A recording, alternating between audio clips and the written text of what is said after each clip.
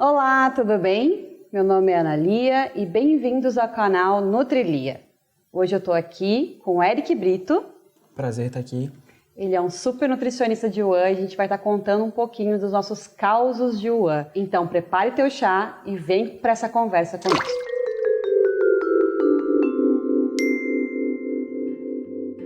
Então, Eric, me conte um pouquinho sobre a tua trajetória com a Wuhan, da onde surgiu essa paixão e há quanto tempo você está nessa área e como você decidiu ser nutricionista de Wuhan. Não, então, vou começar um pouquinho antes, um pouquinho mais atrás. Eu queria ser farmacêutico. Sério? Se quiser, queria ser farmacêutico. Mas aí, prestei vestibular para farmácia, não passei por meio ponto. Eu falei assim, que ódio dessa farmácia, não quero mais. Aí conversei com alguns amigos também, os caras falaram assim, o mercado tá ruim para farmácia, que não sei o quê. E aí eu falei assim, vou prestar para nutrição. Se eu gostar, eu sigo, se eu não gostar, eu transfiro. Daí prestei para nutrição, gostei. Tinha dias que eu não gostava, né? Que tem disciplina que é difícil. É bem difícil. Mas eu descobri que eu queria o Wuhan no 7º período. Eu falei assim, não, é isso que eu quero. Quando eu comecei a fazer as práticas de Wuhan, eu falei assim, não, é isso que eu quero.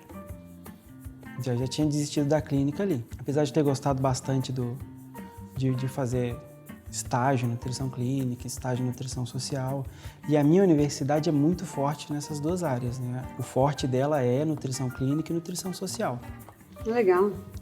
Nutrição social ainda mais, é bem o forte deles. Então, assim, o Wuhan foi realmente mais pro final do curso que eu fui descobrindo, fui me encantando e fui me encantar de vez no estágio. E aí, no estágio, eu falei assim, é isso mesmo que eu quero. É isso mesmo que eu quero. Era dinâmico, era corrida, era loucura. Você lidava com um monte de gente, todo dia tinha um desafio diferente. Então eu falei assim, é isso que eu quero. Que legal. Para quem não sabe, o WAN significa Unidade de Alimentação e Nutrição. Então, geralmente, ela é uma cozinha de concessão ou administração própria, né? A gente conhece muito por cozinha terceirizada, né? E aí pode ser transportada, você prepara dentro da cozinha e leva para outro lugar, ou pode ser uma cozinha que produz ali e serve dentro de alguma empresa. Grandes empresas, né, têm essa cozinha industrial terceirizada ou concessão própria, né? A gente vê muito também restaurantes, né, que tem nutricionista de Wuhan também. É uma modalidade que é de Wuhan comercial, seria, sim. Né? Então é muito importante, se o seu estabelecimento tem nutricionista, você tem confiabilidade, né? Com certeza. E esse é o nosso trabalho. E aí me conta, hoje a gente está aqui na Estância Árvore da Vida, né? Que você administra essa cozinha aqui. E como que é essa rotina? Porque aqui acaba sendo, você faz alimentação para os funcionários, mas tem grandes eventos, né? Não agora com a quarentena, né? Mas como que é essa rotina louca quando tem esses eventos que chega até 10 mil pessoas? Então, a gente faz aqui evento corporativo e evento cristão. O nosso forte, né, é evento cristão. E normalmente varia de 1.000 a 8.500 refeições. E assim, cada fim de semana é um tipo de pessoa diferente, né? Então, assim, você nunca cai na rotina. Hoje, para funcionários, em época de evento, a gente produz mais ou menos 120, 130 refeições por dia. E aí, à medida que vai chegando o fim de semana, aí vai aumentando esse número, podendo chegar a 8.500 refeições. Quando é 8.500 refeições, é uma loucura e eu costumo andar uns 14, 15 quilômetros por dia na cozinha, né? Gente que acha que é fácil, não é fácil não. Não é não. E assim, o legal de trabalhar aqui, né? Aqui é um sistema de autogestão, né?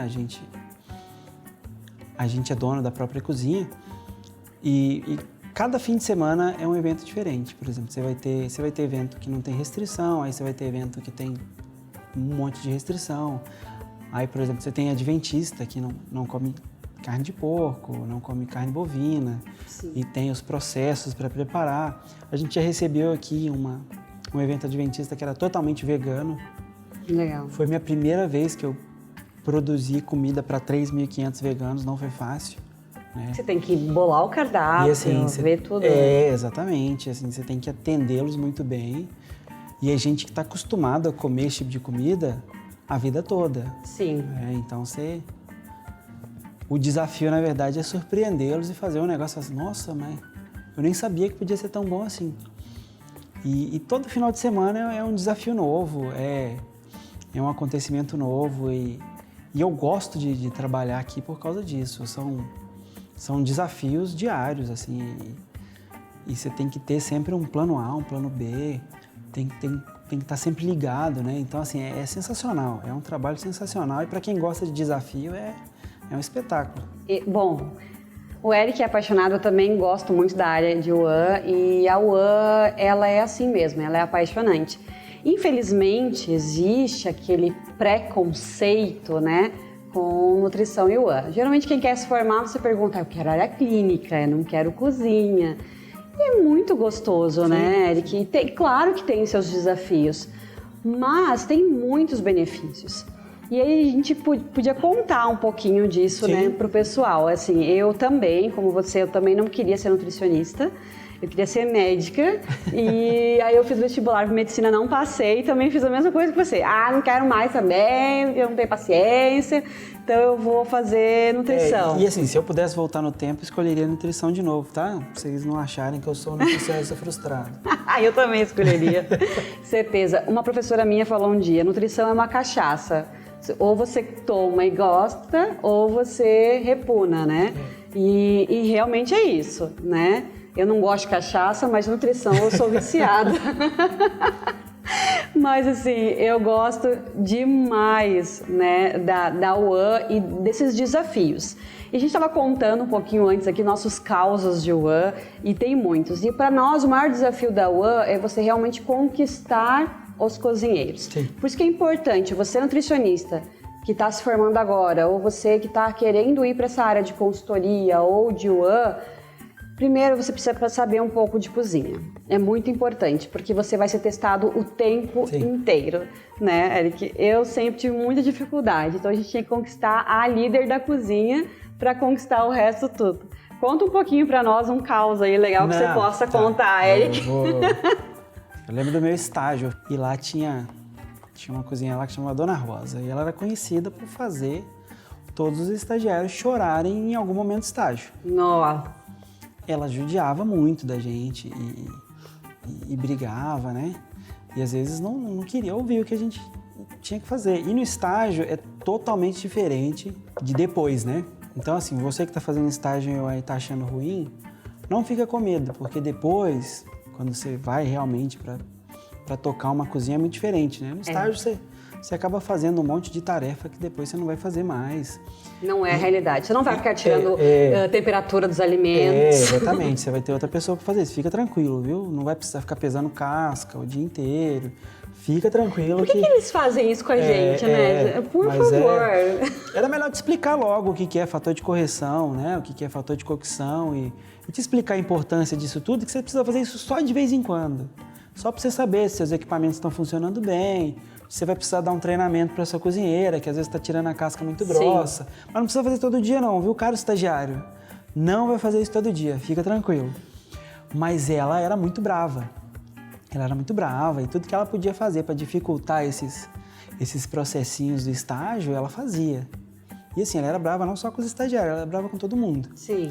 E assim, eu falei assim, cara, eu preciso amolecer o coração de Dona Rosa. Dona Rosa, seja uma flor. Não é possível que ela isso tudo aí. Daí um dia eu sentei para almoçar com ela. E às vezes a gente tem essa dificuldade, né? Às vezes a gente se fecha na bolha, né? Sim. E às vezes a gente não lida tão bem com os funcionários. Eu sentei com ela, sentei para almoçar com ela. E aí comecei a ouvir as histórias dela. Comecei a ouvir o que Dona Rosa gostava de comer. E que não sei o quê. Aí no outro dia eu levei um docinho de leite Viçosa para ela. A partir desse dia, Dona Rosa começou a me amar. E aí ela começava a me ouvir depois disso, né? Porque eu ouvi ela um pouco, né?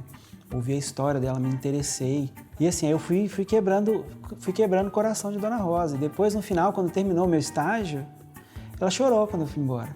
Que vida. Foi diferente. Então, assim, na verdade, a gente precisa sair da bolha. Eu acho que o primeiro passo é esse. Sair da bolha, não achar que sabe tudo, né? Entender que elas têm muito para te ensinar, mas também agregar mais para elas. Ensinar, estudar, né? Tentar identificar as limitações da sua cozinha, tentar entender as dificuldades que elas têm e tentar melhorar essas coisas, né? Então, assim, você começa a achar caminho. E na minha época, né? Na minha época velha, olha... Um tempinho atrás, quando eu comecei a faculdade, existia sempre diziam que existia uma rixa entre nutricionista e chefe de cozinha, né? Porque é sempre briga, que o nutricionista fala, o cozinheiro lá, o chefe não vai respeitar, sempre tem isso. E aí, o meu primeiro estágio também foi com alimentação escolar. Eu era de uma prefeitura lá do Rio Grande do Sul e eu lidava com as merendeiras. E eu me lembro de uma que era o terror das nutricionistas. E aí me mandaram para essa escola. Nossa, e aí, não, vai a Analia, porque a Analia é meio brabinha mesmo, e aí ela vai se dar bem. E aí eu fui para lá, gente, foi desesperador. Eu tive que sair de lá, eu nunca mais pude voltar naquela escola, porque a mulher era horrorosa de braba. E eu falei assim, não, eu preciso entender mais sobre a cozinha em si. Eu sabia cozinhar, mas assim, não tinha realidade. Depois de um tempo eu decidi, né, eu tranquei a faculdade, daí, né, outras coisas da vida, e eu decidi fazer um curso de cozinheiro. Aí eu me formei no Senac, né, fui chefe de cozinha, trabalhei em restaurante, e aí voltei para nutrição e voltei a estagiar no mesmo lugar. E aí quando eu cheguei nas tias da merenda, algumas me conheciam, outras não, né, e aí eu fui conquistando as mais bravas. Tem que e aí eu falava assim, porque assim, a tendência é que quem é essa menina que não sabe nada, vem aqui me ensinar. E é normal isso, gente. Né? A gente tá recém-formada, a maioria de vocês aí são jovens, né? Eu sou jovem também, tá? Só um pouquinho mais jovem, Faço né? que eu posso pra ser jovem. Mas assim, tem essa dificuldade e a gente sabe que muitas pessoal que está se formando em nutrição às vezes não sabe nem ligar o fogão. E é importante a gente ter o básico para poder ensinar também. E aí foi quando eu ia para a cozinha. E aí falou assim, não, vamos fazer assim que é melhor, deixa eu te mostrar como que eu faço. E aí quando você tem propriedade no que você está falando, as pessoas começam a te respeitar. E aí você traz essa bagagem do sabor, da cozinha, né? E mostrar que dá sim para fazer uma comida bem feita, bem saborosa e sem tanto conservante.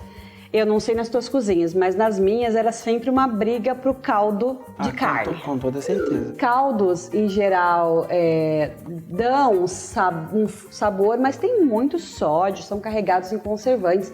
Então a gente tem técnicas, né, de caldos que a gente pode fazer em casa, que é muito mais saboroso. E aí, como é que é lidar com isso? A cozinheira fala, mas traz um caldinho pra mim, tá sem sabor. Não, então, eu fui desmamando aos poucos, né? Eu não tirei tudo de uma vez para não dar esse problema. Eu comecei aqui, especialmente aqui, né? A gente tinha bastante disso. Aí eu fui desmamando ela aos poucos. Fui pelas beiradinhas ali, introduzindo outros temperos, né? Introduzindo outros sabores e mostrando para elas que tem outras opções, né? Você consegue outras opções que são tão boas quanto e muito mais saudáveis e na verdade são melhores, né? Por exemplo, é muito melhor você trabalhar com uma erva fresca. Com certeza. Acabou de chegar do Ceasa, você cortou bonitinho. Uma delícia. Então, assim, fica gostoso. Você trabalha com tomilho, manjericão, hortelã, orégano, pimentão, cebola, alho. É muita coisa, é muita opção que você tem. Daí, na hora que você mostra isso para elas, ensina como, quando, onde usar, aí eu consegui ir tirando esses caldos aí. Pra você ter ideia, antes, quando eu comecei a trabalhar aqui, a gente comprava em média 50, 60 caixas por mês. Eu não consegui me livrar totalmente, né? Até mesmo porque, dependendo da rotatividade da sua cozinha, você precisa mesmo de um coringuinha, né? Mas hoje eu já reduzi para uma caixa. Eu desmamei bem, mas é uma luta. De vez em quando vem aquela conversa. Mas se tivesse um caldinho de carne aqui, ia ser melhor. Nossa, fica tão gostoso. Temperar esse franguinho aqui com um caldinho de frango, nossa, ia ser muito mais rápido. Então, assim, a gente precisa começar a trabalhar e fazer eles experimentarem a comida. Né? Sim. Do seu jeito, né? E começar a colocar a sua identidade na cozinha é um processo que demora muito, né?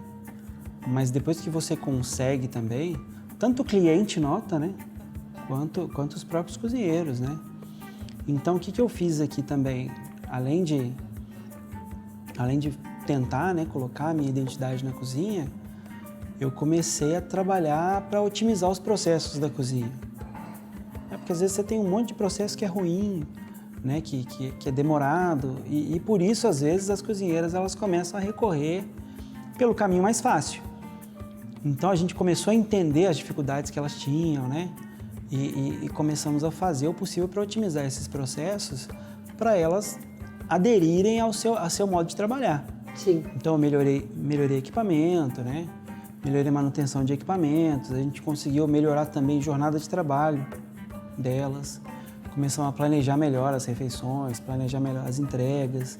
Então, assim, isso tudo, né, é um somatório de fatores que vai te fazer ganhar elas, né, e realmente conseguir trabalhar do seu jeito, trabalhar da forma correta. Então, pessoal, como ficou muito longo essa conversa e maravilhosa, a gente deu altas risadas, tinha papo pra horas aqui, fácil. Faltou conversa. A gente vai dividir esse vídeo em 2 partes. Então, essa é a parte 1. Então, não perca a segunda parte dessa conversa no próximo vídeo semana que vem. Tá bom? Aguardamos vocês. Não esqueça de curtir e compartilhar esse vídeo.